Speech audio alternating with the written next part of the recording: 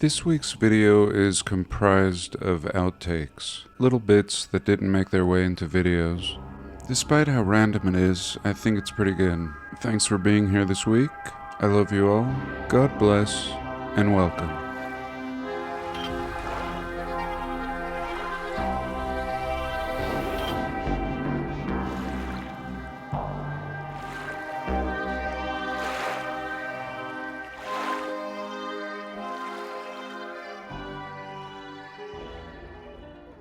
I watch myself every day, objectively. I think we can't help but have an identity. Maybe when we're very young, we don't have it yet. We exist as free as wild animals. And then we're conditioned, or we're shamed and judged, and we build an identity. I think some call it the ego, and it grows stronger and further away from the wild, free, and content original being that you were born as. And this identity is the source of unhappiness. This identity is based on ideas and concepts of man, not of God, not of nature. And it's an unsatisfied idea, the idea of the self, the separate self from the rest of reality and everything within it. But it's not the true self. In a past video I said something like, ignore thyself. I think in the Bible it says, know thyself. But we have to define the self. Is it the self as in you're being selfish? Or is it the self as in the original consciousness, the original awareness, that I believe is the same awareness running through everything? And I think it's the true self, the one that doesn't perish. Otherwise we, our flesh and our self, the false self that we have created, that we have been molded into, that we cling to, is disposable. You might leave some things behind, but otherwise everything returns to the source in which everything arises from. And so again, I have not liberated myself of this false identity and all the emotions, the chattering of the mind, and the potential for unhappiness if we identify with the wrong self. And I have my foot in both worlds. I try to do things and everything falls apart, like all of us. And I push on, and another part of me, what I believe is the true self, just watches. Sometimes it feels like a parent watching over us. But yet it's us. It's a part of us.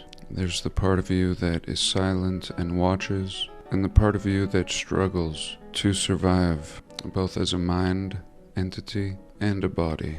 And I don't suggest we renounce our worldly affairs, although you may, or many of them. But more importantly, to recognize that this is only one self, and perhaps a lot of it in vain.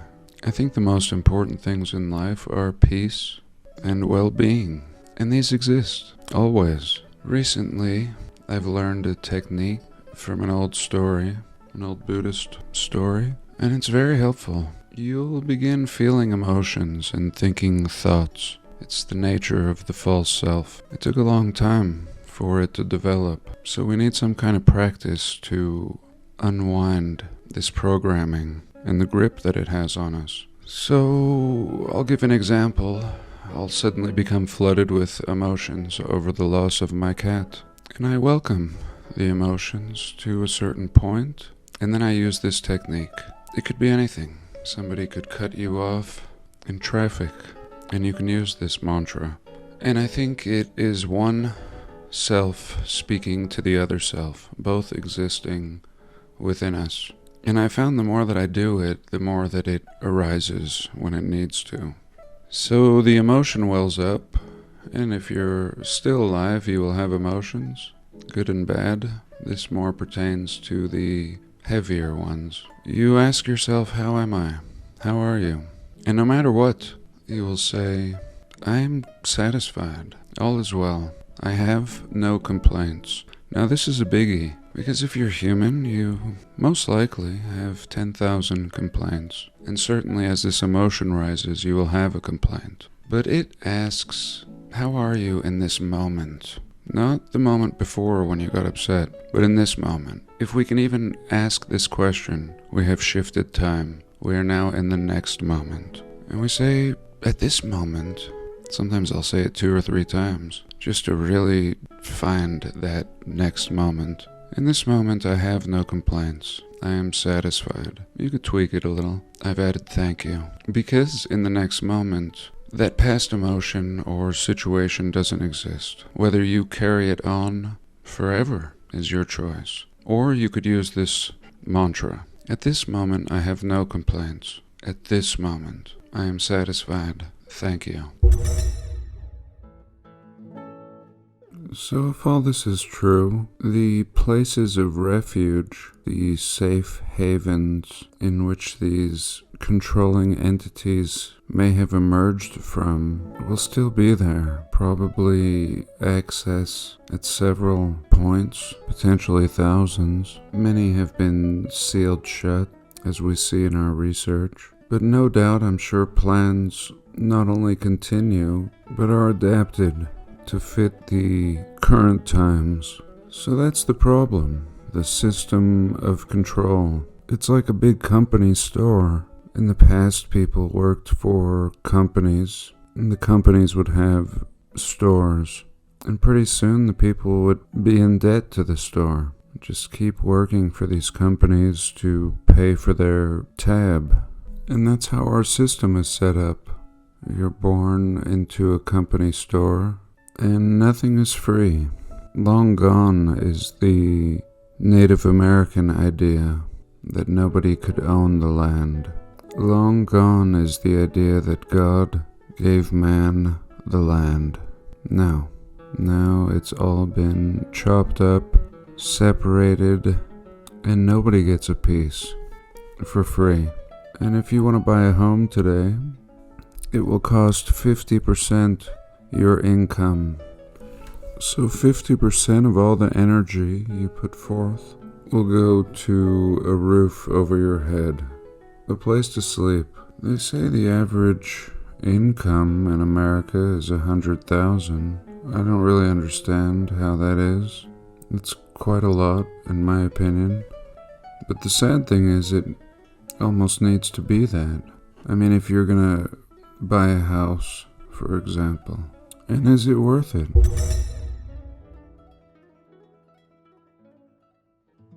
Now, I love talking about cosmology. Before I ever made one video, I spent years researching cosmology and the new facts that were coming out about our realm. My favorite was curvature and all the examples where we could see for hundreds of miles. And yet, according to the curvature calculations were given by mainstream experts, it should not be possible. The curvature of the Earth is 8 inches per mile squared, is what we're told. So every mile you look out, it should drop 8 inches squared, times 2 now because it's curving over more rapidly, if you were to believe that. And I say if you were, because that's not what we see. We have examples that we can see with our own eyes that shatter this notion. And I think that's the first part of research, perhaps popping a bubble. Honestly, you kind of don't want to pop the bubble, at least at first. It's pretty scary. It changes your whole view of reality. But after a while, you become accustomed with your newfound truth. Another thing I can see with my own eyes every day, or mostly, depending on the cycle, is the sun and moon. Now, I don't believe the sun has anything to do with shadowing the moon, especially when we can see both the sun and moon right next to each other in the sky, and a shadow on the moon, clearly not being a shadow of the earth. And I'd wake up in the morning and take Chief on a walk and see them both in the sky, and I would monitor the moon throughout the day and notice how the shadow did not change. It's like the phase of the moon was locked in for the whole day, irrelevant of the sun's position. Now, we've discussed the work of Wim at Crater Earth. We've discussed the work of Sergio at Vibes of Cosmos. Both believe that the moon is a reflection of the earth. Essentially, the sun illuminating the earth and casting a projection of it back in the sky. I've made several videos on both of their work in the past and consider it relevant in many aspects. However, it didn't answer this question as to why the moon would hold its phase or shadow throughout its whole traverse through the firmament or sky. And it wasn't until I saw this clock in Prague that is said to be one of the oldest clocks in the world that I began to understand what the moon is doing. And it's this clock. If you look at the actual clock, you will see the realm down here in the center. And then you can look at the moon here. And what you can see is that this moon has two sides. This luminary is only a half luminary, only illuminated on one side, and you can see it spinning around. Not only does it spin around the realm, but the moon itself is spinning. And this is so complex. This clock is beyond complex, especially considering that it's one of the oldest clocks in the world, still surviving. And since I make my own conclusions in life, and the mainstream explanations have fallen short, I'm left to believe that this clock is the real deal. This is what's going on up there. Why would a primitive people create such a complex clock? This is beyond simple, or something that would be necessary for keeping simple time in this time period in Prague. Rather, I think it's exactly what it seems like, a big picture clock, a true representation of our realm. And this clock wouldn't make any sense without the research. Again, not only all of my research, but everything that came before it, post 2014. And if I would have seen this before 2014, it wouldn't have made any sense. And today it makes perfect sense, especially when pertaining to the phases of the moon. Of course, like I started the video off with, I don't know. But it's because I don't know that I'm able to explore and look deeper than I would if I was just to accept everything I've been taught, most of it at a young age. So let's look at something else. And it really reminded me of a place I wanted to share today in Africa. I mean, we can just scour the realm. And some of my favorites are the unknown countries. It's one thing to go all the way to New Zealand, but it's well known. How about this country? Eritrea. Sounds kind of like a pharmaceutical drug. Eritrea. Human remains found have been dated to 1 million years ago. It was established in the 1st or 2nd century, adopted Christianity around the 4th, in the 16th, conquered by the Ottomans, Italians colonized in 1889, and Italian rule continued until 1942. I'm not sure. Nobody's ever heard of it. Here it is. Eritrea, Africa.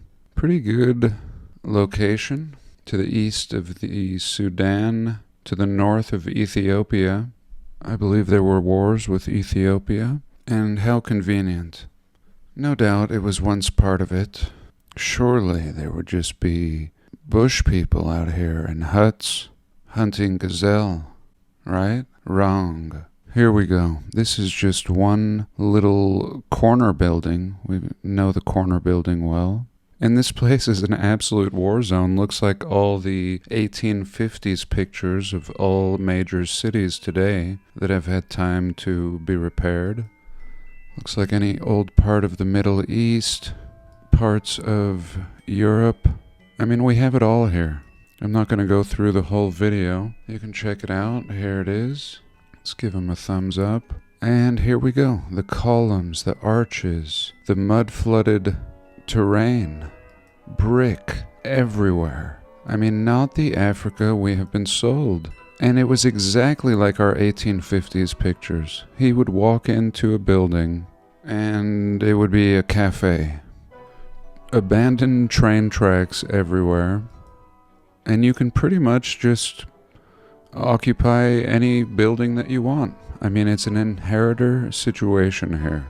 Nobody is stopping anyone from occupying any part of this city unless it's already been taken.